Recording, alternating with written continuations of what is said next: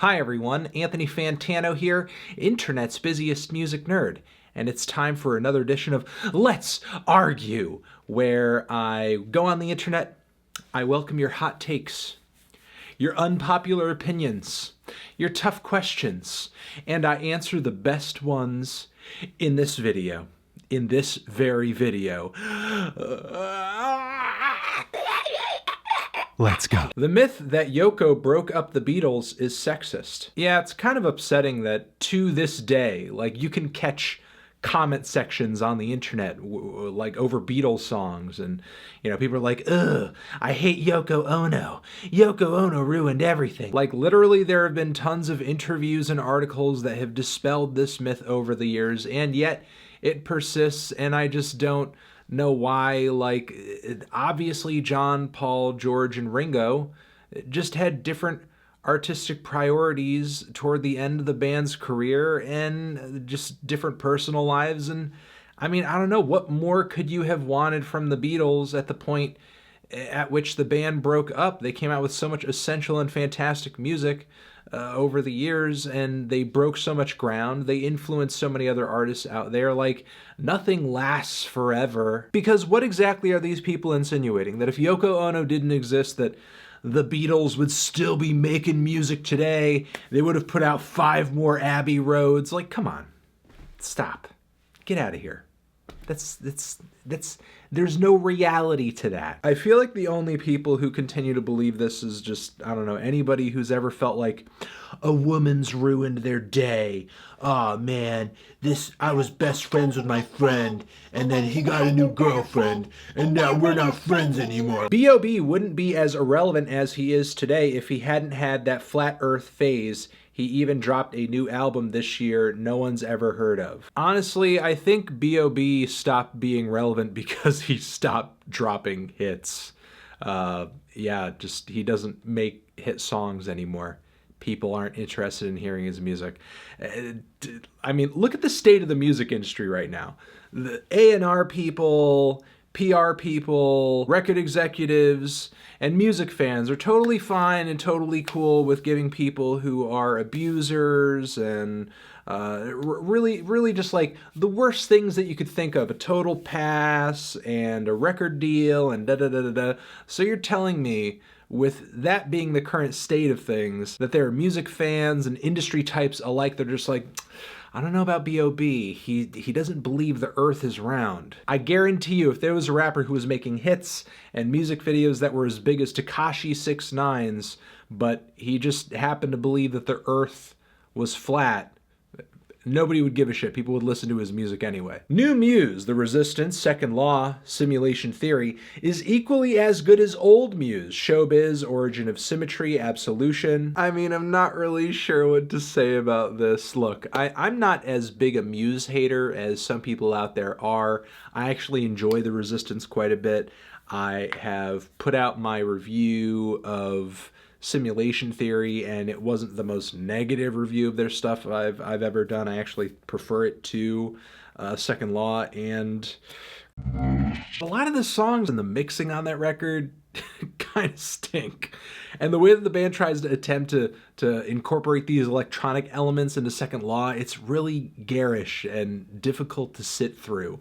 I mean, look, you could say maybe at their core, Muse are still writing good quality tracks throughout the entirety of their career, but I think since The Resistance, the aesthetic of their sound and the styles of music they try to incorporate into their repertoire, it really has prevented the band's albums from being as enjoyable as they could be. People act like Christmas music is the worst thing about the holidays, but there's genuinely good Christmas music out there. One example for me that I enjoy a lot is Mark Kozlik's Christmas album. Personally, I don't really mind Christmas music all that much, especially a lot of the old classics that were much more popular when I was younger. Typically when I hate Christmas music, it is when it's just bland, overproduced pop, just like any other piece of music that I dislike usually. However, there is one Christmas song that, with every fiber of my being for as long as I can remember, I have hated. and that is, we'll be having a wonderful Christmas time. We'll be having a wonderful Christmas time. Herbie Hancock won Album of the Year in 2008 over Graduation. Kind of insane considering Graduation's massive reach and Herbie's relative irrelevance in music at that point. It was a win for instrumental jazz that allowed Kamasi, BBNG, and Kendrick to return jazz to the mainstream. This tweet, ladies and gentlemen, is why historical context is important, because if you don't understand it and you don't have it, this is literally what you think. Our dear tweeter here is correct that Herbie Hancock did win Album of the Year at the Grammys in 2008, beating out Kanye West, Foo Fighters, Amy Winehouse. But the record that Herbie won with is his 2007 album River, which is not this instrumental jazz epic. It's literally a frigging Joni Mitchell tribute album. And look, I'm not knocking Joni Mitchell, I'm not knocking Herbie Hancock, and I'm not knocking the concept of a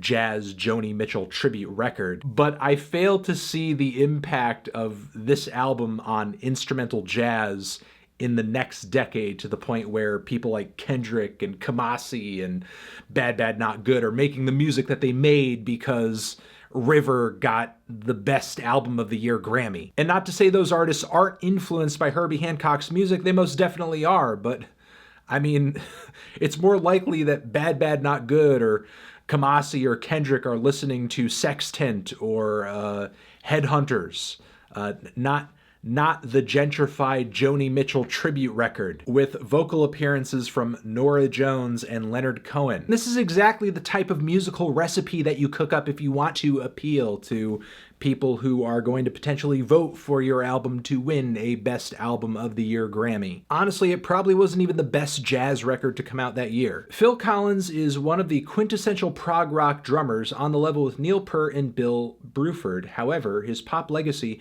has overshadowed his drum legacy.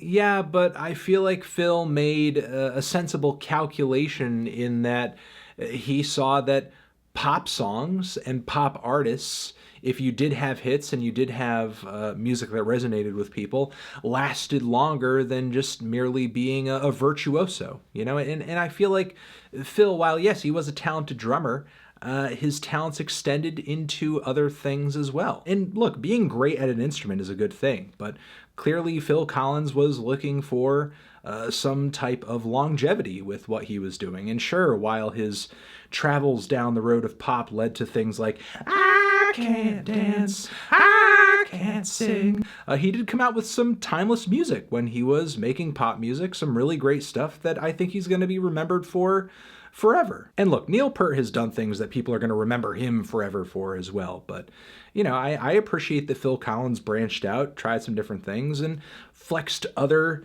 artistic muscles that he had. It's part of what I think makes him special as an artist in the pantheon of prog rock. Should Linkin Park continue with Mike Shinoda as the main vocalist, get a new frontman, or just stop making music as Linkin Park? Honestly, I see no reason why Linkin Park should quit at this point. They're a beloved band, and what happened tragically was out of the control of everyone in the group. I'm sure if anybody in the band had the opportunity to save Chester, prevent him from doing what he did, they would have moved the earth and the stars to do so. But unfortunately, it was out of everyone's control.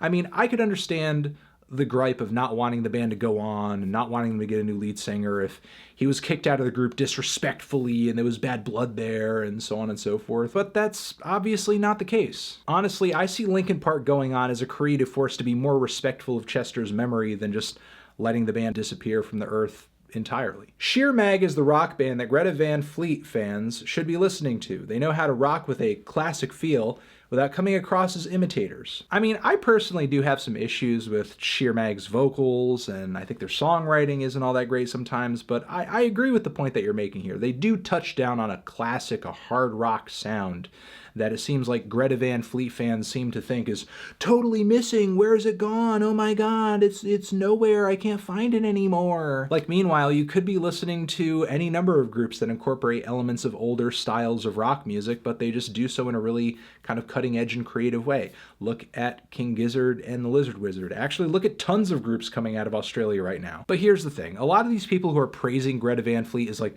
the saviors of rock and roll, like, they're not looking for something new. They're not looking for something interesting. They're not looking for the next page. They're not looking for the next chapter. They just want to hear the same old shit. Pac-Man will be trash in the new Smash. Yeah, he probably will be. I'm already planning on maining somebody else. Sorry, Pac-Mains. Music is currently lacking a happy vibe style in the mainstream and is mostly either angry or depressing. Even the party songs are droning and minor keyed. Yeah, I mean, I think maybe this generation's a little bummed out.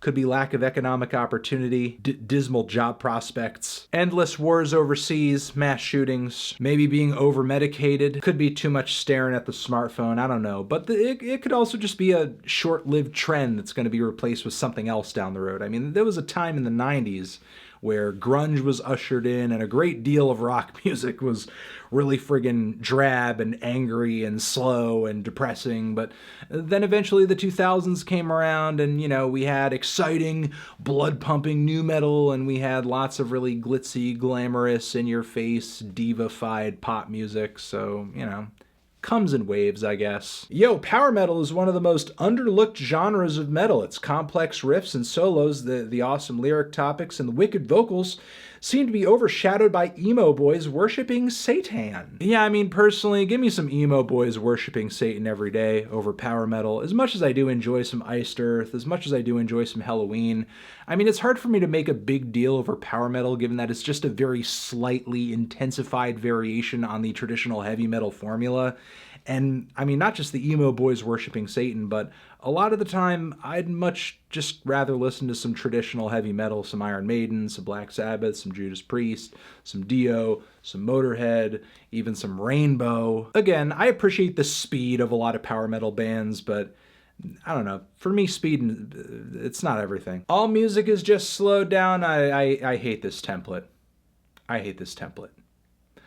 I want this template to be over. And I'm just going to leave it at that, ladies and gentlemen. Thank you for watching this latest edition of the Let's Argue. And I hope you had a good time. Over here next to my head is another video that you can check out. Hit that up or the link to subscribe to the channel. Anthony Fantano, Let's Argue.